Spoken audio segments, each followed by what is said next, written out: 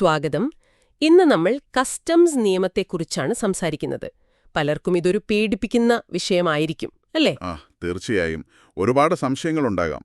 എന്താണ് ഡ്യൂട്ടി, എവിടെയാണ് ഈ നിയമം ബാധകമാകുന്നത് എന്നൊക്കെ. അതെ. അപ്പോൾ നമ്മളിന്ന് ഈ വലിയ നിയമത്തിന്റെ ഒരു ആണിക്കല്ല് പരിശോധിക്കാൻ പോവാണ്. നിങ്ങളുടെ എല്ലാം താൽപര്യപ്രകാരം നമ്മളിന്ന് ഫോക്കസ് ചെയ്യുന്നത് 1962 ഇന്ത്യൻ കസ്റ്റംസ് ആക്ടിന്റെ 1-ാം അധ്യായത്തിലാണ്. കറക്റ്റ്. ചാപ്റ്റർ 1, അതായത് സെക്ഷൻ 1ഉം 2ഉം. നമ്മുടെ കയ്യിലുള്ളത് ഈ നിയമത്തിന്റെ ഒറിജിനൽ ടെക്സ്റ്റ് തന്നെയാണ്, പ്രത്യേകിച്ചും ഈ ആദ്യത്തെ 2 വകുപ്പുകൾ.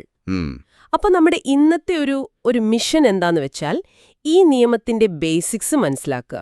ഇത് എവിടെയൊക്കെ അപ്ലൈ ചെയ്യും, ഇതിന്റെ ഒരു സ്കോപ്പ് എന്താണ്, പിന്നെ ഏറ്റവും പ്രധാനം ഇതിലുപയോഗിക്കുന്ന മെയിൻ വാക്കുകളുടെ അർത്ഥം എന്താണ്. ശരിയാണ്. ഒരു ഭാഷ പഠിക്കും മുൻപ് അതിന്റെ അക്ഷരമാല പഠിക്കുന്ന പോലെയാണിത്. ഈ വാക്കുകളൊക്കെ അറിഞ്ഞാലേ മുന്നോട്ടു പോകുമ്പോൾ കാര്യങ്ങൾ ക്ലിയർ ആകൂ. അതെ. അപ്പോൾ നമുക്ക് കാര്യങ്ങൾ സിമ്പിളായിട്ട് എന്നാലോ കുറച്ച് ആഴത്തിൽ തന്നെ മനസ്സിലാക്കാൻ നോക്കാം.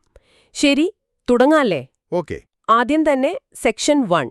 ഈ നിയമത്തിന്റെ പേര്, അതിന്റെ ഒരു വ്യാപ്തി, ഇതിനെക്കുറിച്ചാണല്ലോ പറയുന്നത്. എന്താണതിൽ ശ്രദ്ധിക്കാനുള്ളത്? ശരിയാണ്. നിയമത്തിന്റെ പേര് ദി കസ്റ്റംസ് ആക്ട് 1962. ഇത് ആക്ട് നമ്പർ 52 ആണ് 1962-ലെ. ഇനി വ്യാപ്തിയുടെ കാര്യം. സെക്ഷൻ 1 സബ്സെക്ഷൻ 2 പറയുന്നത് ഇത് ഇന്ത്യ മുഴുവൻ ബാധകമാണ് എന്നാണ്. ഇന്ത്യ മുഴുവൻ എന്ന് പറയുമ്പോൾ കരഭാഗം മാത്രല്ലേ? അല്ല, കരഭാഗം മാത്രമല്ല. ഇന്ത്യയുടെ ടെറിട്ടോറിയൽ വാട്ടേഴ്സ്, അതായത് നമ്മുടെ സമുദ്രാതിർത്തിക്കുള്ളിലെ കടൽ ഭാഗം, അതും ഈ നിയമത്തിന്റെ പരിധിയിൽ വരും. ഓക്കെ, അത് ക്ലിയർ. ഇതിനപ്പുറം എന്തെങ്കിലും പ്രത്യേകതയുണ്ടോ ഈ വ്യാപ്തിക്ക്? ഉണ്ട്. അവിടെയാണ് ഒരു ഇൻട്രസ്റ്റിംഗ് പോയിന്റ്. ഇതേ സബ്സെക്ഷൻ, അതായത് 1-2 പിന്നെയും പറയുന്നുണ്ട് ഈ നിയമത്തിലെ കാര്യങ്ങൾ ചില സാഹചര്യങ്ങളിൽ ഇന്ത്യക്ക് പുറത്തുവെച്ച് ആരെങ്കിലും നിയമലംഘനം നടത്തിയാലും ബാധകമായേക്കാമെന്ന്. ഒരു മിനിറ്റ്, ഇന്ത്യക്ക് പുറത്തുവെച്ച് ചെയ്യുന്ന കാര്യങ്ങൾക്കോ അതെങ്ങനെ ശരിയാവും? അതെ, അതാണതിലെ ഒരു പ്രധാന കാര്യം. ഇത് ശരിക്കും കാണിക്കുന്നത് അതിർത്തി കടന്നുള്ള കുറ്റകൃത്യങ്ങൾ, ഉദാഹരണത്തിന് കള്ളക്കടത്ത് പോലുള്ള കാര്യങ്ങൾ, അതൊക്കെ ഡീൽ ചെയ്യാൻ ഈ നിയമത്തിന് നല്ലൊരു പവറുണ്ട് എന്നാണ്. അതായത് ഇന്ത്യയിലേക്ക് കടത്താൻ വേണ്ടി പുറത്തുവച്ച് പ്ലാൻ ചെയ്താലും ഇതിൽ പെടുമോ? പെടാം. സാഹചര്യമനുസരിച്ച് പെടാം. അത് ഈ നിയമത്തിന്റെ ഒരു റീച്ച് കാണിക്കുന്നുണ്ട്. പിന്നെ ഈ നിയമം എപ്പോ പ്രാബല്യത്തിൽ വന്നൂന്ന് ചോദിച്ചാൽ അത് സെൻട്രൽ ഗവൺമെന്റ് ഗസറ്റിൽ നോട്ടിഫൈ ചെയ്ത ഡേറ്റ് മുതലാണ്. അതും സെക്ഷൻ 1-ൽ പറയുന്നുണ്ട്. കൊള്ളാം. അപ്പോ ഇത് വെറും ബോർഡറിൽ ഒതുങ്ങുന്ന ഒരു നിയമമല്ല. ഇൻട്രസ്റ്റിംഗ്. ശരി, ഇനി നമുക്ക് നിയമത്തിന്റെ ഭാഷയിലേക്ക് വരാം. സെക്ഷൻ 2. അതിൽ നിറയെ ഡെഫിനിഷൻസ് ആണല്ലോ. ഒരു നിയമത്തിൽ ഇത്രയധികം നിർവചനങ്ങൾ എന്തിനാണ്? ഇതത്ര പ്രധാനപ്പെട്ടതാണോ? വളരെ പ്രധാനപ്പെട്ടതാണ്.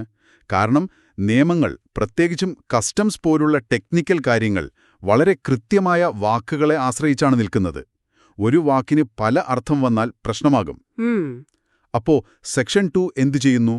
ഈ നിയമത്തിൽ എപ്പോഴും ഉപയോഗിക്കുന്ന പ്രധാനപ്പെട്ട വാക്കുകൾ, അത് ആളുകളാകാം, സ്ഥലങ്ങളാകാം, പ്രവർത്തനങ്ങളാകാം, സാധനങ്ങളാകാം, അതിനെയെല്ലാം കൃത്യമായി ഡിഫൈൻ ചെയ്യുന്നു. ഓക്കേ. ഈ ഡെഫിനിഷൻസ് ശരിയായി മനസ്സിലാക്കിയാൽ മാത്രമേ മുന്നോട്ടുള്ള ചാപ്റ്ററുകളിലെ പ്രൊസീജറുകൾ, ഉത്തരവാദിത്തങ്ങൾ, അതൊക്കെ നമുക്ക് പിഴവില്ലാതെ മനസ്സിലാക്കാൻ പറ്റൂ. ഇതിനെ ഈ നിയമത്തിന്റെ ഒരു ഒഫീഷ്യൽ ഡിക്ഷണറി എന്ന് വേണമെങ്കിൽ പറയാം. ശരി, അപ്പോ ആ ഡിക്ഷണറിയിലെ ചില പ്രധാന വാക്കുകൾ നോക്കാം. ഏറ്റവും ബേസിക് ആയിട്ടുള്ള ഒന്ന് ചരക്കുകൾ അല്ലെങ്കിൽ ഗുഡ്സ്. സെക്ഷൻ 222 ആണല്ലേ? എന്തൊക്കെയാണ് ഈ നിയമം അനുസരിച്ച് ചരക്കുകൾ? നമ്മൾ സാധാരണ വിചാരിക്കുന്ന കച്ചവട സാധനങ്ങൾ മാത്രമാണോ? അല്ല. അവിടെയാണ് നിയമത്തിന്റെ ഒരു സൂക്ഷ്മത വരുന്നത്. ഗുഡ്സ് എന്നതിന്റെ ഡെഫിനിഷൻ വളരെ വളരെ വൈഡാണ്. സാധാരണ കച്ചവട വസ്തുക്കൾ മാത്രമല്ല, കപ്പലുകൾ, അതായത് വെസൽസ്. കപ്പലോ? കപ്പലൊരു ഗുഡാണോ? അതെ, കപ്പലുകൾ, വിമാനങ്ങൾ, വാഹനങ്ങൾ, ഇതൊക്കെ ഗുഡ്സാണ് ഈ നിയമപ്രകാരം. അതുപോലെ സ്റ്റോഴ്സ് എന്ന് പറയും. സ്റ്റോഴ്സ്, അതായത് കപ്പലിലോ വിമാനത്തിലോ ഉപയോഗിക്കാനോ വിൽക്കാനോ ഒക്കെയായി കൊണ്ടുപോകുന്ന സാധനങ്ങൾ, അതും ഗുഡ്സാണ്. പിന്നെ യാത്രക്കാരുടെ ബാഗേജ്, കറൻസി, അതായത് പണം പോലും. അതെ, കറൻസി. പിന്നെ നെഗോഷ്യബിൾ ഇൻസ്ട്രുമെന്റ്സ്, ചെക്ക്, ഡ്രാഫ്റ്റ് പോലുള്ള കൈമാറ്റം ചെയ്യാവുന്ന പ്രമാണങ്ങൾ, അതും ഗുഡ്സാണ്. അവസാനം any other kind of movable property, അതായത് സ്ഥാവരമല്ലാത്ത മറ്റേത് തരം സ്വത്തും ഇതിൽ വരും എന്നും പറയുന്നു. ഓ, അപ്പോ കറൻസി പോലും ചരക്കാണെന്ന് പറയുന്നതിന് എന്തെങ്കിലും കാരണമുണ്ടോ? എന്തിനാണ് ഇത്രയും വിശാലമാക്കിയത്? കാരണം സിമ്പിളാണ്. നിയമത്തിൽ പഴുതുകൾ ഉണ്ടാകാതിരിക്കാൻ. ഇപ്പോ കറൻസിയോ നെഗോഷ്യബിൾ ഇൻസ്ട്രുമെന്റോ ഗുഡ്സ് അല്ലെന്ന് വെച്ചാൽ ആളുകൾക്കത് ഇഷ്ടം പോലെ കടത്താമല്ലോ, കസ്റ്റംസ് നിയന്ത്രണമില്ലാതെ. അത് കള്ളപ്പണം വെളുപ്പിക്കാനൊക്കെ എളുപ്പമാക്കില്ലേ? ആ, ശരിയാണ്. അതുപോലെ ഒരു വണ്ടി കള്ളക്കടത്തിന് ഉപയോഗിക്കാം, അല്ലെങ്കിൽ വണ്ടി തന്നെ കടത്തിക്കൊണ്ടുവരാം. അപ്പോൾ അതും നിയന്ത്രിക്കണം. യാത്രക്കാരന്റെ ബാഗേജ് പോലും ഇതിൽ വരുന്നത് കണ്ടില്ലേ? ഓരോ സാധനവും കസ്റ്റംസിന്റെ കണ്ണിൽ പെടുന്നു എന്ന് ഉറപ്പാക്കുകയാണ് ലക്ഷ്യം. അത് വളരെ ക്ലിയറായി. ഇനി അടുത്ത 2 വാക്കുകൾ, ഇറക്കുമതി, കയറ്റുമതി. സിമ്പിൾ വാക്കുകളാണെങ്കിലും നിയമപരമായി വല്ല പ്രത്യേകതയുമുണ്ടോ? നിയമപരമായി വളരെ ക്ലിയറാണ്. ഇറക്കുമതി എന്നാൽ ഇന്ത്യക്ക് പുറത്തുള്ളൊരു സ്ഥലത്ത് നിന്ന് ഇന്ത്യയിലേക്ക് കൊണ്ടുവരിക, ബ്രിങ്ങിങ് ഇൻ ടു ഇന്ത്യ. കയറ്റുമതി എന്നാൽ ഇന്ത്യയിൽ നിന്ന് ഇന്ത്യക്ക് പുറത്തുള്ളൊരു സ്ഥലത്തേക്ക് കൊണ്ടുപോകുക, ടേക്കിംഗ് ഔട്ട് ഓഫ് ഇന്ത്യ. അത്രയുള്ളൂ. പക്ഷേ ഇവിടെ ഇന്ത്യ എന്താണെന്നുള്ളത് പ്രധാനമാണ്. അതെ, അതാണ് അടുത്ത ചോദ്യം. കസ്റ്റംസിന്റെ കാര്യത്തിൽ ഇന്ത്യ എവിടെയാണ് തീരുന്നത്? പിന്നെ ഇന്ത്യൻ കസ്റ്റംസ് വാട്ടേഴ്സ് എന്നും കേൾക്കാറുണ്ടല്ലോ. എന്താണ് ഇവ തമ്മിലുള്ള വ്യത്യാസം? ഇന്ത്യ എന്ന ഡെഫിനിഷനിൽ ഇന്ത്യയുടെ കരപ്രദേശവും അതിനോട് ചേർന്നുള്ള ടെറിട്ടോറിയൽ വാട്ടേഴ്സും സാധാരണഗതിയിൽ തീരത്തുനിന്ന് 12 നോട്ടിക്കൽ മൈൽ വരെ ഉൾപ്പെടും. അതാണ് സെക്ഷൻ 227. ഓക്കേ. എന്നാൽ ഇന്ത്യൻ കസ്റ്റംസ് വാട്ടേഴ്സ് സെക്ഷൻ 228 കുറച്ചുകൂടി ദൂരത്തേക്ക് പോകും. അത് ടെറിട്ടോറിയൽ വാട്ടേഴ്സും കഴിഞ്ഞ് ഇന്ത്യയുടെ continental shelf, exclusive economic zone EEZ സാധാരണ 200 നോട്ടിക്കൽ മൈൽ വരെയൊക്കെ ഉൾപ്പെടുന്ന മറ്റ് നിയമങ്ങളിൽ പറയുന്ന സമുദ്രാതിർത്തി വരെയുള്ള കടൽ ഭാഗമാണ്. അപ്പോ കസ്റ്റംസിന് കടലിൽ കൂടുതൽ ദൂരം വരെ അധികാരമുണ്ടെന്നാണോ? അതെ, കടലിലൂടെയുള്ള കള്ളക്കടത്തും മറ്റും തടയാൻ വേണ്ടി കസ്റ്റംസിന് കൂടുതൽ വിസ്തൃതമായ ഒരു ഏരിയയിൽ പ്രവർത്തിക്കാൻ അധികാരം നൽകുന്ന ഒരു ഡെഫിനിഷനാണിത്. മനസ്സിലായി. അപ്പോ നിയമം ബാധകമാവുന്ന സ്ഥലം ക്ലിയറായി. ഇനി ഈ കസ്റ്റംസ് ഓപ്പറേഷൻസ് നടക്കുന്ന പ്രധാന വേദികൾ, customs port, customs airport, customs station, customs area എന്നൊക്കെ കേൾക്കുന്നു. സെക്ഷൻ 2-ൽ ഇതൊക്കെയുണ്ട്. ഒറ്റ കേൾവിയിൽ ഒരുപോലെ തോന്നും. എന്താണ് വ്യത്യാസം? ശരിയാണ്, കുറച്ച് കൺഫ്യൂസിംഗ് ആകാം. ഇവയെല്ലാം കസ്റ്റംസ് കാര്യങ്ങൾക്കായി നിയമപരമായി അംഗീകരിച്ചിട്ടുള്ള പല തലത്തിലുള്ള സ്ഥലങ്ങളാണ്. Customs port, customs airport, sec 212, 210 ഇവ അന്താരാഷ്ട്ര ചരക്കുകളും യാത്രക്കാരുമൊക്കെ വന്നിറങ്ങാനും പോകാനും വേണ്ടി ബോർഡ്, അതായത് CBIC ഒഫീഷ്യലായി നോട്ടിഫൈ ചെയ്യുന്ന തുറമുഖങ്ങളും എയർപോർട്ടുകളുമാണ്. ഓക്കെ, പ്രധാന എൻട്രി എക്സിറ്റ് പോയിന്റുകൾ. അതെ. ഇനി കസ്റ്റംസ് സ്റ്റേഷൻ സെക് 213 ഇതൊരു കുറച്ചുകൂടി ജനറൽ ടേമാണ്. ഒരു കസ്റ്റംസ് പോർട്ട് ഒരു സ്റ്റേഷനാണ്, കസ്റ്റംസ് എയർപോർട്ടും സ്റ്റേഷനാണ്. അതുപോലെ കരമാർഗമുള്ള അതിർത്തികളിലെ ലാൻഡ് കസ്റ്റംസ് സ്റ്റേഷനും ഒരു കസ്റ്റംസ് സ്റ്റേഷനാണ്. അപ്പോൾ സ്റ്റേഷൻ ഒരു വലിയ കാറ്റഗറിയാണല്ലേ? ഇനി കസ്റ്റംസ് ഏരിയ സെക്ഷൻ 211 ഇത് ഈ സ്റ്റേഷനുകൾക്കുള്ളിലെ ഒരു പ്രത്യേക സ്ഥലമാണ്. ഉദാഹരണത്തിന് പോർട്ടിലെ ഒരു വാർഫ്, അല്ലെങ്കിൽ എയർപോർട്ടിലെ arrival hall, baggage claim area, അല്ലെങ്കിൽ ചരക്ക് പരിശോധിക്കാൻ വെച്ചിരിക്കുന്ന ഒരു വെയർഹൌസ്. ഇതൊക്കെ കസ്റ്റംസ് ഏരിയ ആകാം. ഓക്കെ. അതായത് ഇറക്കുമതി ചെയ്തതോ കയറ്റി അയക്കാനോ ഉള്ളതോ ആയ സാധനങ്ങൾ ക്ലിയറൻസിന് വേണ്ടി സാധാരണയായി സൂക്ഷിക്കുകയും കൈകാര്യം ചെയ്യുകയും ചെയ്യുന്ന സ്ഥലം. അതാണ് കസ്റ്റംസ് ഏരിയ. അപ്പോൾ നമ്മൾ എയർപോർട്ടിലിറങ്ങി ബാഗേജ് എടുക്കാൻ നിൽക്കുന്ന ബെൽറ്റിന് ചുറ്റുമുള്ള സ്ഥലവും ഒരു കസ്റ്റംസ് ഏരിയ ആണോ? അതെ, അതും ഒരു കസ്റ്റംസ് ഏരിയ ആയി കണക്കാക്കാം. അവിടെ വെച്ചാണല്ലോ കസ്റ്റംസ് പരിശോധനയൊക്കെ നടക്കുന്നത്. ഈ സ്ഥലങ്ങൾ ഇങ്ങനെ ഡിഫൈൻ ചെയ്യുന്നത് എന്തിനാണെന്ന് വെച്ചാൽ ഓരോ സ്ഥലത്തും കസ്റ്റംസ് ഓഫീസർമാർക്ക് എന്തൊക്കെ അധികാരങ്ങളുണ്ട് എന്ന് വ്യക്തമാക്കാനാണ്. കറക്റ്റ്. ഇനി ആളുകളിലേക്ക് വരാം. ഈ നിയമത്തിലെ പ്രധാന actors: importer section 226, exporter section 2020, person in charge section 231, പിന്നെ പ്രോപ്പർ ഓഫീസർ സെക്ഷൻ 234. ആരാണിവരൊക്കെ? ഇമ്പോർട്ടർ സെക്ഷൻ 226 അനുസരിച്ച് ഇറക്കുമതി ചെയ്യുന്ന സമയത്ത് ആ സാധനത്തിന്റെ ഉടമയായി സ്വയം കരുതുന്നയാൾ, അല്ലെങ്കിൽ യഥാർത്ഥ ഉടമ, അല്ലെങ്കിൽ ആ സാധനം കൈവശം വയ്ക്കുകയോ അതുമായി ബന്ധപ്പെട്ട എന്തെങ്കിലും കാര്യങ്ങൾ ചെയ്യുകയോ ചെയ്യുന്നയാൾ. ഓക്കെ. അപ്പോൾ ഞാൻ എന്റെ ഒരു കൂട്ടുകാരനു വേണ്ടി ഒരു സാധനം കൊണ്ടുവന്നാൽ ഞാനാണോ ഇമ്പോർട്ടർ? ആ സമയത്ത് ആരാണോ അത് കൈവശം വെച്ച് കസ്റ്റംസ് ക്ലിയറൻസിന് പോകുന്നത് അയാൾ ഇമ്പോർട്ടറായി കണക്കാക്കപ്പെടും. നിയമപരമായി നോക്കുമ്പോൾ അതാണ് അവസ്ഥ. അതുപോലെ തന്നെയാണ് കയറ്റുമതിക്കാരൻ, എക്സ്പോർട്ടർ സെക്ഷൻ 2020. കയറ്റുമതി ചെയ്യുന്ന സാധനങ്ങളുടെ കാര്യത്തിൽ ഇതേ റോൾ വഹിക്കുന്നയാൾ. ശരി. ഇനി ചുമതലയുള്ള വ്യക്തി, അത് കുറച്ച് വ്യത്യസ്തമാണല്ലോ. അതെ, അത് വളരെ പ്രധാനപ്പെട്ട ആളാണ്. സെക്ഷൻ 231. ഒരു കപ്പലാണെങ്കിൽ അതിന്റെ മാസ്റ്റർ, വിമാനമാണെങ്കിൽ പൈലറ്റ് ഇൻ കമാൻഡ്, ട്രെയിനാണെങ്കിൽ കണ്ടക്ടർ അല്ലെങ്കിൽ ഗാർഡ്, ഇനി വേറെ വല്ല വാഹനവുമാണെങ്കിൽ അതിന്റെ ഡ്രൈവർ അല്ലെങ്കിൽ ആ വാഹനത്തിന്റെ ചുമതലയുള്ള വേറെ ആരെങ്കിലും. ഓക്കെ. അപ്പോ ആ വാഹനത്തിന്റെയും അതിലെ സാധനങ്ങളുടെയും മൊത്തം ഉത്തരവാദിത്തം അയാൾക്കാണോ? നിയമപരമായി അതെ. കസ്റ്റംസുമായി ബന്ധപ്പെട്ട പല ഡോക്യുമെന്റ്സും കൊടുക്കേണ്ടതും മറ്റും ഈ ചുമതലയുള്ള വ്യക്തിയാണ്. റൈറ്റ്. ഇനി പ്രോപ്പർ ഓഫീസർ സെക്ഷൻ 234. എല്ലാ കസ്റ്റംസ് ഓഫീസർമാരും പ്രോപ്പർ ഓഫീസർമാരാണോ? അല്ല, അതാണ് ശ്രദ്ധിക്കേണ്ടത്. പ്രോപ്പർ ഓഫീസർ എന്ന് പറഞ്ഞാൽ ഈ കസ്റ്റംസ് ആക്ടിലെ ഏതെങ്കിലും ഒരു പ്രത്യേക കാര്യം ചെയ്യാൻ, ഉദാഹരണത്തിന് ഒരു സാധനം പരിശോധിക്കാൻ അല്ലെങ്കിൽ ഡ്യൂട്ടി കണക്കാക്കാൻ ബോർഡോ അല്ലെങ്കിൽ കമ്മീഷണറോ നിയമപരമായി അധികാരം നൽകിയിട്ടുള്ള കസ്റ്റംസ് ഉദ്യോഗസ്ഥൻ മാത്രമാണ്. ഓ, അപ്പോൾ ഓരോ കാര്യത്തിനും അതിൻ്റേതായ പ്രോപ്പർ ഓഫീസർ ഉണ്ടാകും. അതെ, എല്ലാ ഓഫീസർമാർക്കും എല്ലാ അധികാരങ്ങളും ഇല്ല. ഇത് ശരിക്കും അധികാരം വ്യക്തമായി നിർവചിക്കാനും ഒരുപക്ഷേ ദുരുപയോഗം തടയാനുമൊക്കെ സഹായിക്കും. നിങ്ങളൊരു ക്ലിയറൻസിന് ചെല്ലുമ്പോൾ ആ കാര്യം ചെയ്യാൻ നിയമപരമായി അധികാരമുള്ള ഓഫീസറാണോ നിങ്ങളോട് ഇടപെടുന്നത് എന്നറിയാനുള്ളൊരു വഴി കൂടിയാണിത്. മനസ്സിലായി. ഇനി ഈ പ്രോസസ്സിലെ പ്രധാനപ്പെട്ട ചില കടലാസുകൾ നമ്മൾ എപ്പോഴും കേൾക്കുന്നതാണ്: bill of entry, shipping bill sec 237, പിന്നെ മാനിഫെസ്റ്റ്, അറൈവൽ, ഡിപ്പാർച്ചർ എന്നൊക്കെ. എന്താണിവ ചുരുക്കത്തിൽ? ഇവയൊക്കെ കസ്റ്റംസ് ക്ലിയറൻസിന്റെ ഏറ്റവും അടിസ്ഥാനപരമായ ഡോക്യുമെന്റ്സ് ആണ്. Bill of entry sec 24. ഇത് ഇറക്കുമതി ചെയ്യുന്ന സാധനങ്ങൾ ക്ലിയർ ചെയ്യാൻ വേണ്ടി ഇറക്കുമതിക്കാരൻ കൊടുക്കുന്ന മെയിൻ ഡോക്യുമെന്റാണ്.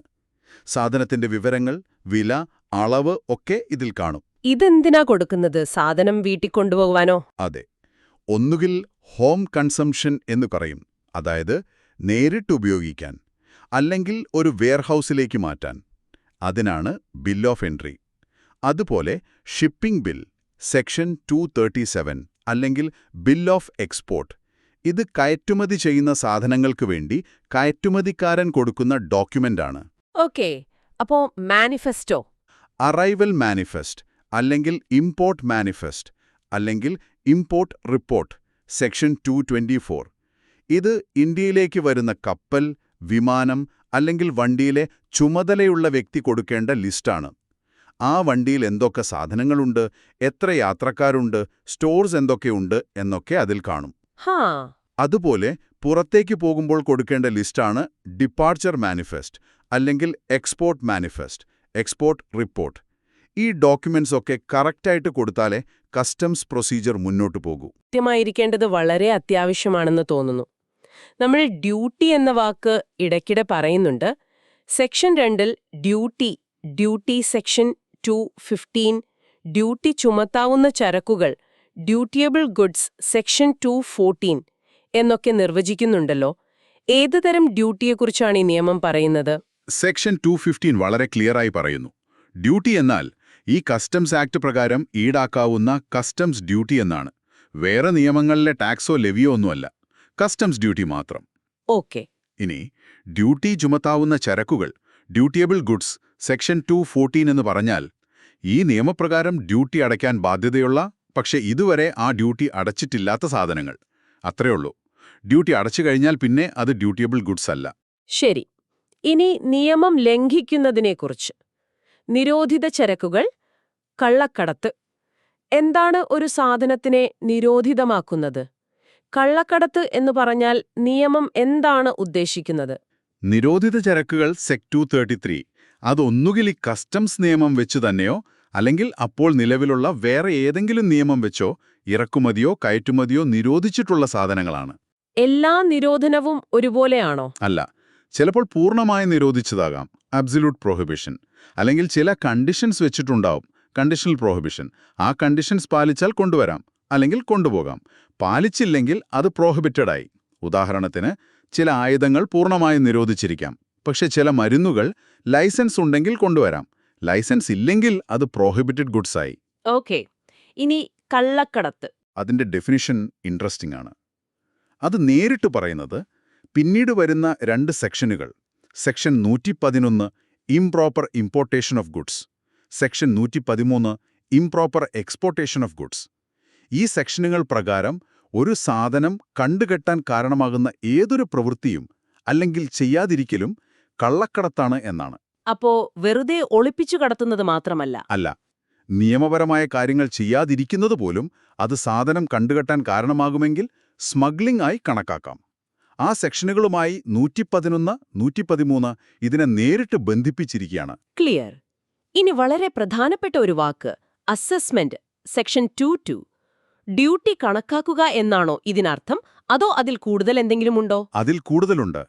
അസസ്മെന്റ് എന്ന് പറഞ്ഞാൽ അടക്കേണ്ട കസ്റ്റംസ് ഡ്യൂട്ടി എത്രയാണെന്ന് കണ്ടുപിടിക്കുന്ന മൊത്തം പ്രോസസ്സാണ്. സെക്ഷൻ 22 ഇത് വിശദീകരിക്കുന്നുണ്ട്. അതിലെന്തൊക്കെ വരും? എന്തൊക്കെ? 1. സെൽ അസസ്മെന്റ് വെരിഫൈ ചെയ്യുന്നത്. അതായത് ഇമ്പോർട്ടറോ എക്സ്പോർട്ടറോ സ്വയം കണക്കാക്കി പറയുന്ന ഡ്യൂട്ടി ശരിയാണോ എന്ന് നോക്കുന്നത്. പിന്നെ റീ അസസ്മെന്റ്, പ്രൊവിഷണൽ അസസ്മെന്റ് ഒക്കെ ഇതിൽപ്പെടും. പിന്നെ സാധനത്തിന്റെ ശരിയായ ക്ലാസിഫിക്കേഷൻ തീരുമാനിക്കുന്നത്. അതായത് ഏത് ടാരിഫ് ഹെഡിങ്ങിൽ വരുമെന്ന് നോക്കുന്നത്. സാധനത്തിന്റെ വാല്യൂ, അതായത് വില നിശ്ചയിക്കുന്നത്. ഡ്യൂട്ടി റേറ്റ്, ടാക്സ് റേറ്റ് ഒക്കെ തീരുമാനിക്കുന്നത്. ഓക്കെ. വല്ല ഡ്യൂട്ടി ഇളവും കിട്ടുമോ എന്ന് നോക്കുന്നത്. സാധനത്തിന്റെ അളവ്, തൂക്കം, വോള്യം ഒക്കെ ചെക്ക് ചെയ്യുന്നത്. സാധനം എവിടെ നിന്നാണ് വരുന്നത്, ഒറിജിൻ എന്ന് നോക്കുന്നത്. ചില രാജ്യങ്ങളിൽ നിന്നുള്ളതിന് ഡ്യൂട്ടി വ്യത്യാസമുണ്ടാകുമല്ലോ. ഫ്രീ ട്രേഡ് അഗ്രിമെന്റ് ഒക്കെ പോലെ. അതെ. അതുപോലെ ഡ്യൂട്ടിയെ ബാധിക്കുന്ന മറ്റെന്തെങ്കിലും കാര്യങ്ങളുണ്ടെങ്കിൽ അതും പരിശോധിക്കുന്നത്. ഇതെല്ലാം ചേർന്ന ഒരു കംപ്ലീറ്റ് വെറിഫിക്കേഷനും ഡ്യൂട്ടി ഡിറ്റർമിനേഷനുമാണ് അസസ്മെന്റ്. കൊള്ളാം. അതൊരു വലിയ പ്രോസസ് തന്നെയാണല്ലേ. ഇനി അവസാനമായിട്ട് ബോർഡ് എന്ന് പലയിടത്തും ഈ നിയമത്തിൽ പറയുന്നുണ്ട്. ആരാണ് ഈ ബോർഡ്? അത് central board of indirect taxes and customs ആണ്. 1963 central boards of revenue act പ്രകാരമുണ്ടാക്കിയൊരു ബോഡിയാണത്.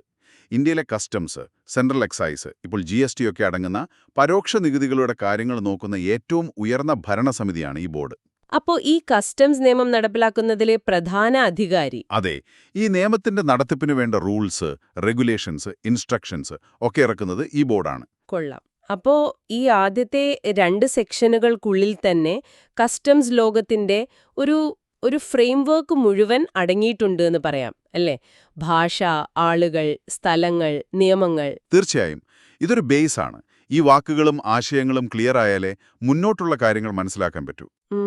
അപ്പോ ഇത് കേൾക്കുന്ന ഒരാൾക്ക്, സാധാരണക്കാരനോ ബിസിനസ് ചെയ്യുന്ന ആളോ വിദ്യാർത്ഥിയോ ആകട്ടെ, ഈ കാര്യങ്ങൾ അറിഞ്ഞിരിക്കുന്നതുകൊണ്ട് എന്താണ് ഗുണം? ഏറ്റവും പ്രധാനം ഒരു വ്യക്തത കിട്ടും. കാര്യങ്ങൾ എങ്ങനെയാണ് നടക്കുന്നത് എന്നതിനെക്കുറിച്ചൊരു ധാരണയുണ്ടാവും. നിങ്ങളുടെ അവകാശങ്ങൾ എന്താണ്, കടമകൾ എന്താണ് എന്നൊക്കെ മനസ്സിലാക്കാൻ ഇത് സഹായിക്കും. ഇപ്പോ പ്രോപ്പർ ഓഫീസർ ആരാണെന്നറിഞ്ഞാൽ ആരോടാണ് ശരിക്കും ഇടപെടേണ്ടതെന്ന് മനസ്സിലാകും. ഗുഡ്സ് എന്തൊക്കെയാണെന്നറിഞ്ഞാൽ എയർപോർട്ടിൽ വരുമ്പോൾ എന്തൊക്കെ ഡിക്ലെയർ ചെയ്യണമെന്നതിനെക്കുറിച്ച് ഒരു ഐഡിയ കിട്ടും. ഈ ബേസിക്സ് അറിയുന്നത് ഈ സങ്കീർണമായ നിയമത്തെ കുറച്ചുകൂടി എളുപ്പത്തിൽ സമീപിക്കാൻ സഹായിക്കും. ശരിയാണ്. വലിയൊരു കാഴ്ചപ്പാടിൽ നോക്കിയാൽ രാജ്യത്തിന്റെ വരുമാനം, സുരക്ഷ, അന്താരാഷ്ട്ര വ്യാപാരം ഇതിനെല്ലാം ബാധിക്കുന്നൊരു നിയമത്തിന്റെ അടിസ്ഥാനമാണ് നമ്മൾ ഈ പറഞ്ഞ നിർവചനങ്ങളും വ്യാപ്തിയും. വളരെ നന്നായി പറഞ്ഞു. നമ്മൾ ഇന്ന് കസ്റ്റംസ് ആക്ട് 1962ന്റെ ആദ്യത്തെ ചാപ്റ്റർ, അതായത് അതിന്റെ ഒരു അടിത്തറയും വാക്കുകളും മാത്രമാണ് നോക്കിയത്. പക്ഷെ അതിൽ നിന്ന് തന്നെ ഒരുപാട് കാര്യങ്ങൾ മനസ്സിലാക്കാനുണ്ട്. ചരക്കുകൾ എന്ന വാക്കിന്റെ ആ ഒരു വ്യാപ്തി, അല്ലെങ്കിൽ നിയമത്തിന് ഇന്ത്യക്ക് പുറത്തും എത്താൻ പറ്റും എന്നുള്ള ആ ഒരു പോയിന്റ്, അതൊക്കെ ശരിക്കും ഇൻട്രസ്റ്റിംഗ് ആണ്. അതെ. ഈ ബേസിക്സ് ഇല്ലാതെ അടുത്ത ചാപ്റ്ററുകളിൽ വരുന്ന ഇമ്പോർട്ട് എക്സ്പോർട്ട് പ്രൊസീജിയർ, അസസ്മെന്റ് എങ്ങനെയാണ് ശരിക്കും ചെയ്യുന്നത്, വെയർഹൌസിംഗ് നിയമങ്ങൾ അല്ലെങ്കിൽ പിഴയും ശിക്ഷയും, അതൊന്നും നമുക്ക് ശരിക്കും മനസ്സിലാവില്ല. തികച്ചും ശരിയാണ്. ഈ ആദ്യ പടിയിലൂടെ ഞങ്ങളെ നടത്തിയതിന് വളരെ നന്ദി. ഒരു കാര്യം കൂടി, നിങ്ങൾ ചുറ്റുമൊന്ന് നോക്കിയാൽ മതി.